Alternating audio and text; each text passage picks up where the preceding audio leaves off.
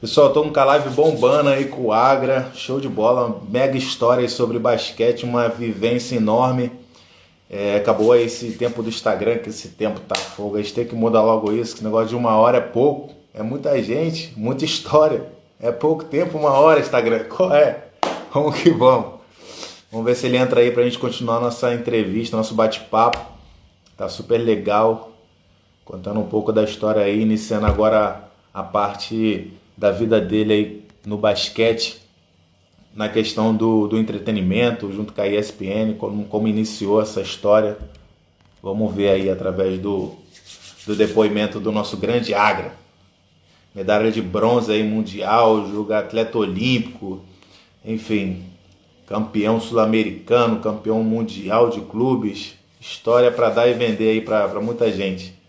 Vamos ver se a gente continua aí para ele terminar essa parte aí da experiência dele.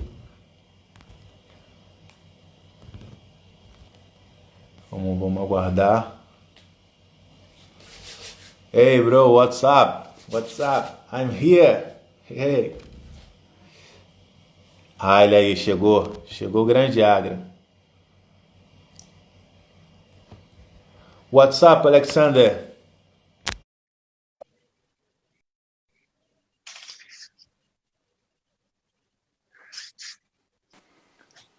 Ah, show. E aí?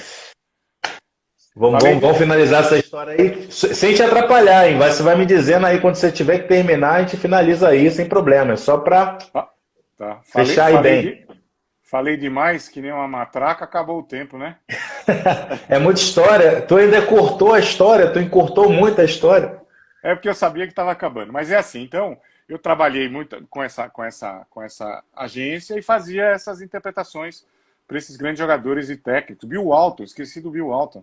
Depois, se você tiver um tempinho, a gente conta uma ou duas histórias engraçadas.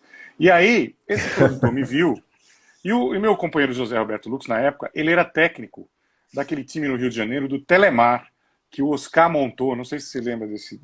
Então, Lembro, lembro sim. ele morava no Rio e ele vinha fazer os jogos aqui. Naquela época a gente tinha jogos só na sexta-feira, não eram nem dois por semana, era um só. E aí o que aconteceu? Quando ele não podia vir, eles precisavam de uma pessoa para substituir. Então, no meu primeiro ano lá, na temporada 2005, né, eu entrei em janeiro de 2005. Eu só substituí o Zé quando ele não podia fazer. A partir de 2006, que aumentou para 2 jogos por semana, aí eles me contrataram direto, né? Mas a minha estreia foi em 2005. E de lá para cá, né, nós estamos em 2020, já foi essa minha 15ª temporada, né? Trabalhando como comentarista da Nossa. NBA. Depois eles começaram a fazer os jogos de college. Eu fiz também bastante jogos de college. E a partir de 2018 e 2019 a gente estava fazendo o NBB, né? Que são 3 ligas diferentes. Então eu tive a oportunidade de fazer essas 3. Mas fiquei mais, a maior parte do tempo, na NBA mesmo, né? Na NBA eu faço as finais junto com o Zé desde 2007, quando a gente fazia daqui. Depois, a partir de 2012, a gente começou a fazer de lá, em loco, né? Então a gente ia um comentarista, na época o Everaldo Marques, o José Renato Ambrosio, e ou eu ou o Zé Boquinha. Então o Zé Boquinha foi em 2012, eu fiz 2013, que fiz Miami e San Antonio, que foram 7 jogos, uma grande série. E depois eu voltei a fazer em 2016, em loco também, que foi, na minha opinião, talvez a melhor série nos últimos pelo menos 12 anos aí, que foi Cleveland e Golden State, aqueles 7 jogos também, né? Eu dei sorte nas 2 vezes que eu fui em loco, porque foram 2 séries de 7 jogos, né? E nesse inteirinho aí eu já fiz 3 finais de campeonato mundial como comentarista, 3 finais de Olimpíada como comentarista, a última no Rio de Janeiro em loco, né? Porque eu fui para o Rio para fazer os Jogos Olímpicos, quer dizer, então eu acabei participando de 2 Jogos Olímpicos, um como atleta em 84 e em 2016 como comentarista. Então foram 3 finais olímpicas, né, desde Pequim, e inúmeros jogos, né, de playoffs e etc. da NBA, e o Final Four eu também faço desde o primeiro ano que a ESPN começou a transmitir, que eu não sei te precisar, mas já fazem uns bons anos que eu faço as semifinais e a final do March Madness, né? Então é uma experiência muito legal. Caraca, poder chegar às Olimpíadas em duas carreiras diferentes é um feito bem impressionante, né? É legal. Isso aí foi uma Você ter emoção. essa relação. É, foi bem bacana, porque você fazendo os jogos em loco, né, você assiste o campeonato inteiro. Então a gente chegava na arena, e a ESPN fez bastante jogos, a gente fazia pelo menos 2 por dia. Você chega na arena às 11 da manhã e você sai 11 horas da noite. E vê jogo até, para quem gosta, né? E eu tive uma outra satisfação nesses Jogos Olímpicos, porque o meu filho, o único filho que eu tenho, Pedro Galvão, ele estava lá a trabalho com uma Um marca abração pro Pedro. um abraço pro Pedro. Você conheceu, parceiro? Tá me devendo um contra um ainda. A gente ainda tem que fazer aquele um contra um que tá rolando. Então, ele estava lá trabalhando para uma marca de energético, né? E ficou responsável lá pela casa de hospitalidade. Então, a gente teve a oportunidade lá de almoçar junto. Ele foi a 2 jogos de basquete lá na arena. Então, para mim, foi muito, muito, muito, muito bacana as Olimpíadas no Rio. Show de bola. Assim, falando um pouco dos bastidores, né, dessa mudança na tua Tá? vida, de virar comentarista de jogo, imagino que tudo isso deve ter sido um pouco novo assim. Qual foi o maior desafio que você enfrentou nesse processo, até chegar a se sentir mais à vontade? Então, Leandro, na verdade, a gente, né, eu vejo isso muito na TV brasileira, lá nos Estados Unidos também. A gente não tem aquela formação, né, para fazer aquilo que você vai fazer. Então, eu nunca estudei jornalismo, entendeu? Eu não tinha ideia, por exemplo, de microfone, né? Quando você faz programas, por exemplo, que a gente fazia lá nos intervalos das finais, das playoffs, os programas semanal, The Book is on the Table, ESPN League, você começa a fazer tudo isso e você aprende no emprego. Obviamente você tem pessoas que te ajudam, né?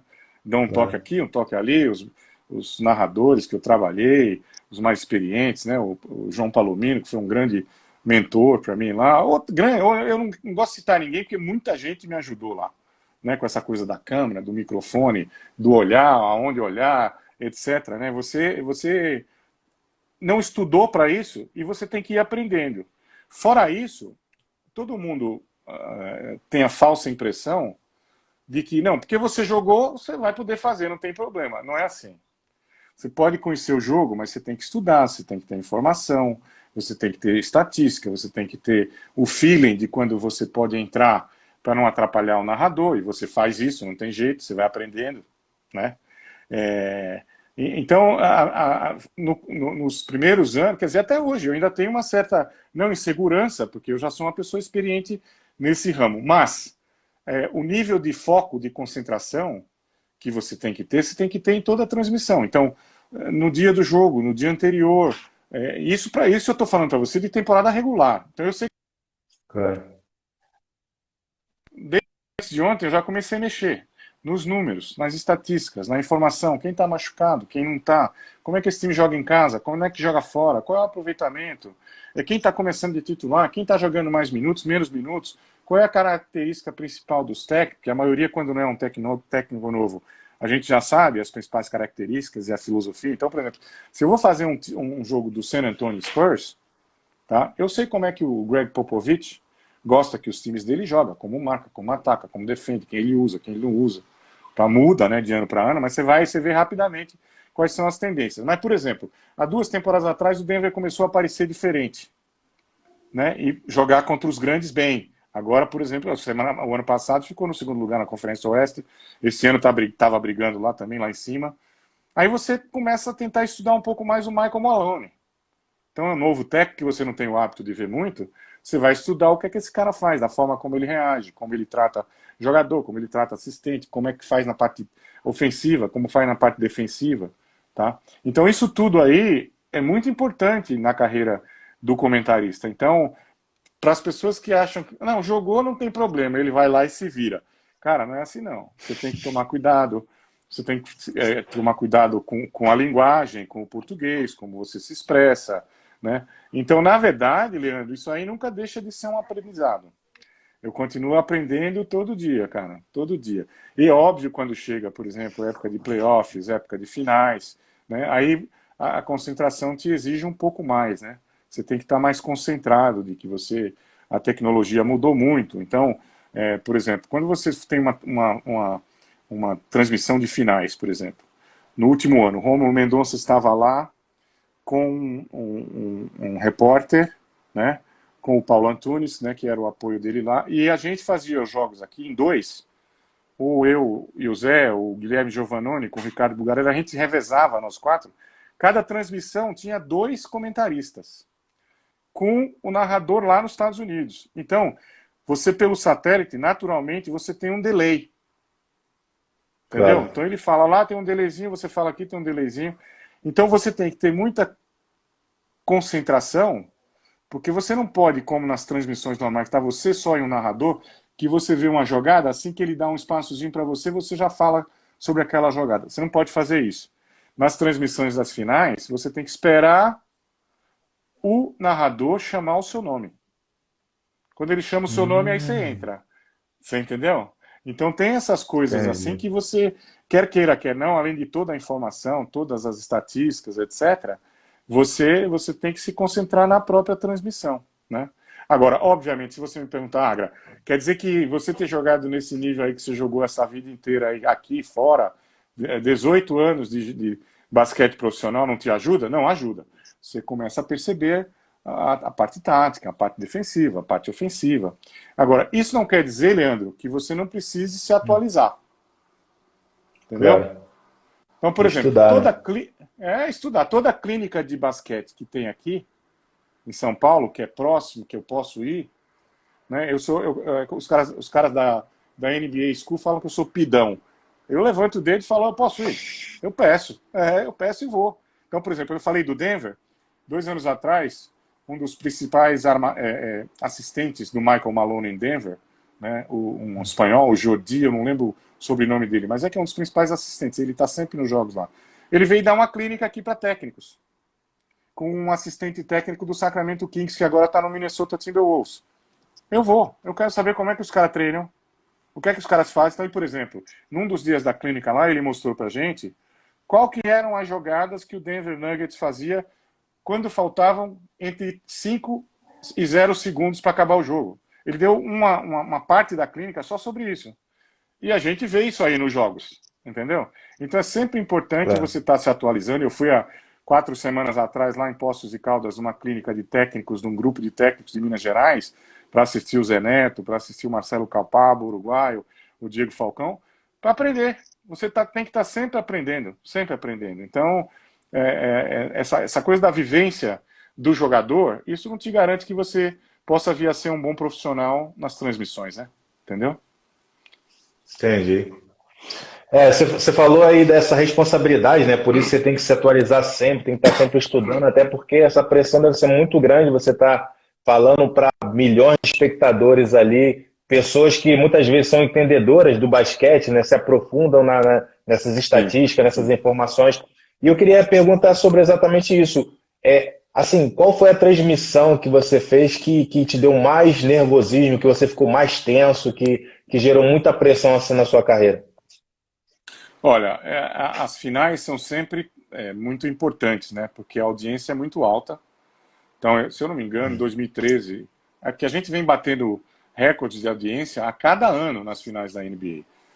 Mas as duas que eu fiz lá em loco foram muita pressão em cima de você, porque a gente trabalha todos os dias o dia inteiro. Então, por exemplo, você entra nos jornais durante o dia, tá?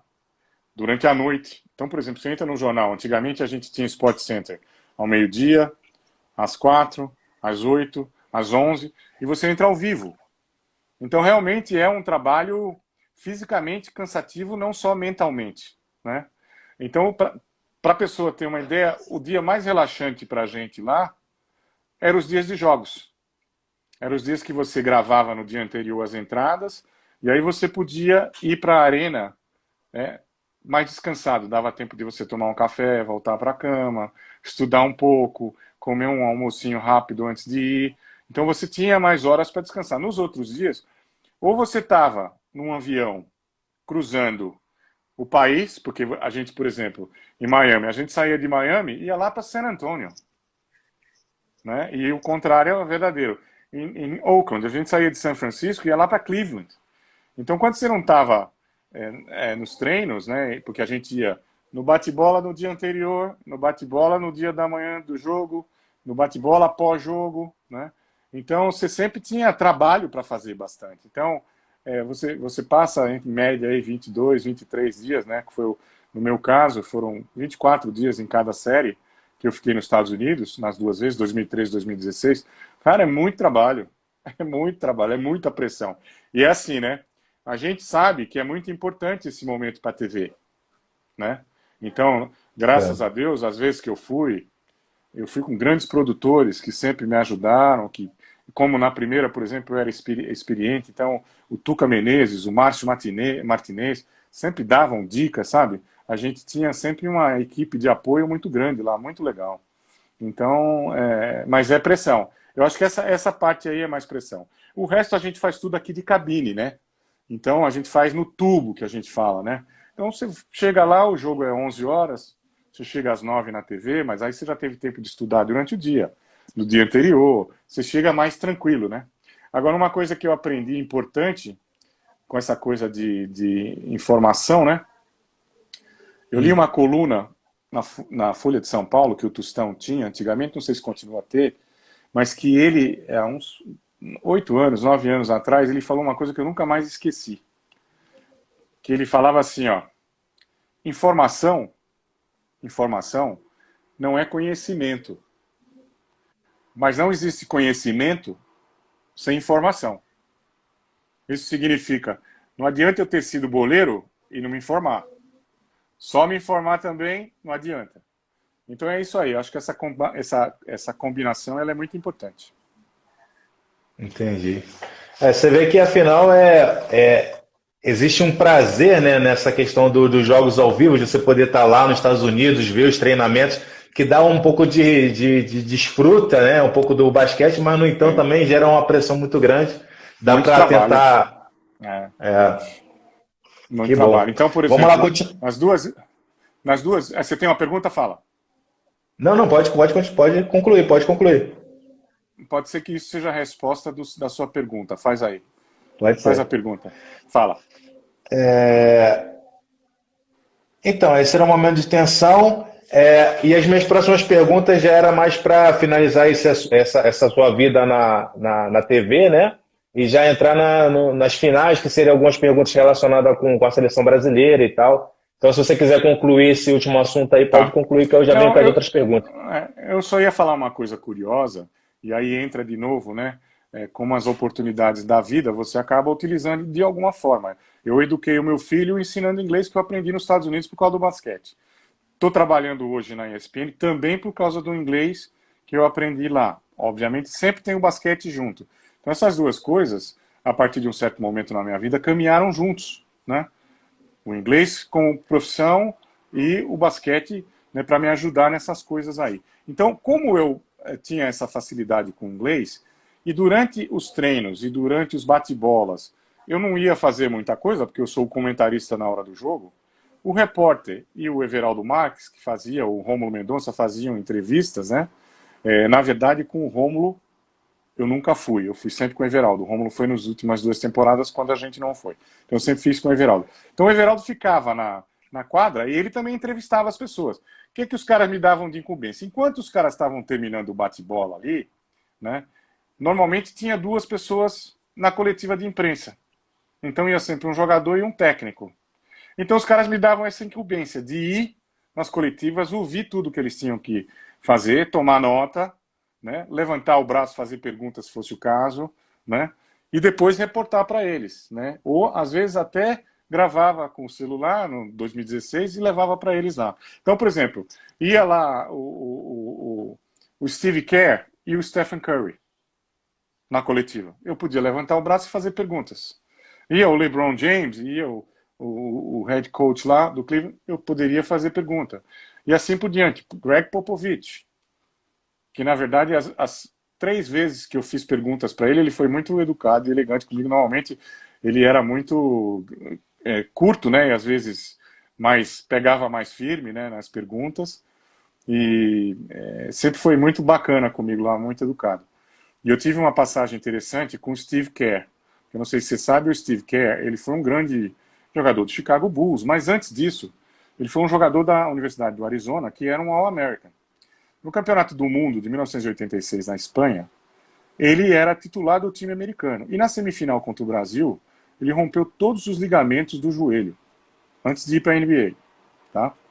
Caralho. E o primeiro cara que socorreu ele na quadra, que pegou ele nos braços, porque ele era magrinho, fininho, pequenininho, pegou ele nos braços e levou para o vestiário, foi o Oscar, nosso Oscar. E nas coletivas eu sempre levantava o braço e perguntava, olha, você tem que se identificar, né? Então eu falava, eu sou Eduardo Galvão, da ESPN Brasil. Um dia eu estava saindo da coletiva e ele ouviu um grito, Eduardo, Eduardo. Aí eu olhei, era ele me chamando, né? E veio falar comigo e perguntar, olha, você conhece o Oscar? Eu falei, ele foi meu companheiro de equipe 12 anos. E aí ele falou, oh, então você faz um favor para mim, porque eu nunca tive chance de agradecer para ele. Então você Caraca. fala que você fala para ele que eu nunca esqueci que foi ele o primeiro cara que veio me socorrer que me levou pro vestiário. Aí quando eu cheguei, liguei pro Oscar, o Oscar ficou todo emocionado, cara, com a lembrança. Então tem Nossa. assim também, sabe? Tem determinadas passagens, né, que fazem bem para você, te emocionam, deixam você esquecer um pouquinho a tensão, né, e a pressão todo dia.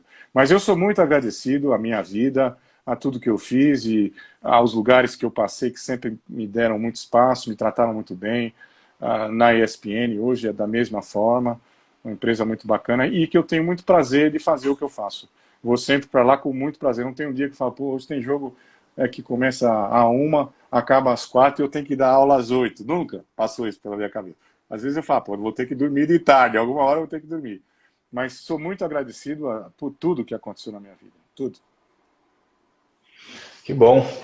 Que surpresa, né, essa do jogador aí, de lembrar do Oscar naquele momento e você Legal, ser a bacana, pessoa que levou aquela bacana. mensagem que estava guardada no É, peito dele tantos é. anos, né? Uma experiência Tantos incrível. anos mesmo. É isso aí, é isso aí. É. Show de bola. Bem, parabéns assim primeiro, né, por essa carreira tão brilhante aí, e, assim, uma experiência de vida imensa. É importante as pessoas saberem que nesse mundo É. que parece que as coisas estão ganhas, mas a gente está sempre trabalhando ali. As pessoas às vezes pensam que o cara encontrou uma certa estabilidade no seu trabalho, mas tudo também continua, o trabalho continua sendo mantido, continua havendo esforço, você está sempre É, estudando, se sem dúvida. aperfeiçoando dentro da sua carreira, Tem que né? ser assim. E isso mostra que as pessoas não têm que se acomodar, né? Que as pessoas precisam continuar correndo atrás. Se quem tá já tá estudando, imagina quem quer chegar, né? Tem Tem que que correr chegar. ainda mais. E para a molecada Exatamente. aí, para a meninada que está assistindo, né? Cara, estudar, tentar ser o jogador que você quiser ser, se você se programar, se você focar, se você planejar, alguma coisa de bom acontece. Se não acontece na sua vida como atleta, né, porque o funil ele é muito fininho, né, vai causar um impacto na sua vida. Você vai ser uma pessoa melhor, um profissional melhor, um amigo melhor, um irmão melhor, né, um familiar melhor. Então é sempre focar e trabalhar bastante que as coisas acontecem. Essa seria a penúltima mensagem que eu deixaria. A última é só do fundo do meu coração dar parabéns para você pela pessoa que você é, pela carreira que você está tendo, desejar muito boa sorte no pré-olímpico. Você sabe disso, porque eu fui um dos primeiros caras a te ligar, a te mandar mensagem quando você foi convocado. Fui um dos primeiros caras Verdade. a te ligar, a mandar um abraço para você quando você ficou na equipe. Eu tinha certeza, falei para você, cara, trabalhando do jeito que você trabalha, você vai tranquilo que você vai chegar. E ficou. E agora eu estou torcendo muito, muito, para que você e os seus companheiros vão lá para Tóquio em 2021. Eu vou ficar orgulhoso demais de você. Tenho certeza que seus companheiros também, que tiveram a oportunidade de conviver com você como pessoa lá em Paris, o nosso time do Streetopia, também estão torcendo por você e vão ficar muito felizes. Então, do fundo do meu coração, boa sorte, continue aí nessa pisada, tá? E sempre, nunca pense assim, pô, não aconteceu. Não aconteceu, você vai atrás de outra coisa, com certeza. Mas se Deus quiser, a gente vai ver você em Tóquio. tá bom? Um grande abraço, Demorou. Muito muito obrigado. obrigado, obrigado pelo convite. Foi um prazer enorme estar falando com você, viu? Tá Muito bom? obrigado, Agra, mais uma vez aí por essa grande oportunidade, essa lição de vida e mais que Exatamente. isso, assim, essa conversa tão próxima, né? Tão cheia de sentimentos, de emoções, de coisas Sem sinceras. dúvida. Assim, eu acho que a gente precisa de momentos como esse, assim, para poder. Para mim, esse bate-papo que eu estou tendo com você é uma conversa que de repente a gente poderia ter tido em outras oportunidades. Eu acho que aproxima muita gente Sem e te dúvida. agradeço Sem muito por dúvida. essa oportunidade e a gente poder compartilhar com outras pessoas também. Mas eu acho que, assim, de todo o meu coração, você poder se propor a falar do nosso esporte, nossa modalidade olímpica, que é um esporte novo que está crescendo, e você Sem dúvida. se doar em prol disso é muito importante para todos nós, para mim particularmente, que sou atleta do basquete 3x3, mas para Sim. todo esse mundo do basquete 3x3, então sua atitude é muito nobre e te agradeço todo o meu coração por essa grande oportunidade. Mas todos vocês merecem. Vocês estão fazendo por onde, trabalhando para chegar lá, tá bom? E, Agora, uma última pergunta, pois para não, finalizar. tá. Uma seleção de Eita, 3x3 com jogadores da NBA. os Quatro melhores jogadores do. da NBA. Depende dos jogadores, né? Se você fizer um time médio da NBA, porque a NBA, cara, é um outro planeta, é um outro mundo. Eu sei que tem jogadores do 3x3 de altíssimo nível, né? Mas, por exemplo, se você. Eu vou te falar. Se você pega um time de 5 contra 5 e você pega hoje os 5 melhores jogadores da NBA, tá? Você acha que dá jogo contra a seleção do mundo? Eu acho que é difícil. Então, o 3x3, se você for comparar, né, com uma seleção do mundo, eu acho que dá mais jogo do que uma seleção da NBA contra uma seleção do 3x3. Tá? Sei. Agora dá jogo. Jogo dá sempre. Não tem jeito. Viu? Agora, eu Show de acho que a bola. seleção se você fizer uma seleção sempre dos 5 melhores do mundo da NBA, eles ainda vão continuar tendo vantagem por muito tempo, eu acho. Claro, com certeza. Show de bola, Tá Agra. bom? Muito obrigado aí Falou, mais garoto. uma vez. Um abraço. Obrigado pelo seu tempo. Um Até a abraço. próxima. Vai treinando aí, hein? Que daqui a pouco vai ter que voltar para ir pro pré-olímpico, hein? Tá bom? Tô firme aqui no treinamento em casa. Legal. Legal. Um abração. Valeu. Tchau, tchau. Tchau.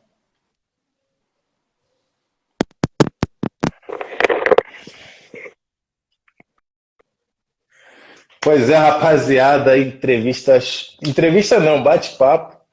Show de bola aí com o grande Agro, cara, gente finíssima, assim, sem palavras. Eu tive a oportunidade de conhecê-lo quando eu fui pro Quase 54, junto com a Estritopia, né? Junto com o Diego Garcia, junto com o Hector, né? Desse grande evento que é o Estritopia, esse evento, o maior evento da América Latina de basquete, aí em espaços públicos. Quem não conhece, busca lá nas redes sociais, Estritopia, no Instagram, eles estão sempre aí. Galera, assim, uma experiência incrível, um cara incrível, com uma experiência que vocês puderam comprovar que é fora de série e mais que tudo é um cara humilde, um cara aberto a novas oportunidades e dando oportunidade para nós que somos do basquete de rua, que somos do 3x3. Então a gente tem muito a agradecer a pessoas como ele porque abre muitas portas para o nosso esporte no nosso país e pessoas assim que a gente precisa para poder crescer mais e mais. Demorou? Então, fiquem com Deus. Aqui, Leandro Discreto, mais um bate-papo aí. E até o próximo bate-papo. Demorou? Galera, fiquem em casa, hein? Fiquem em casa que o bicho tá pegando, hein? É nóis.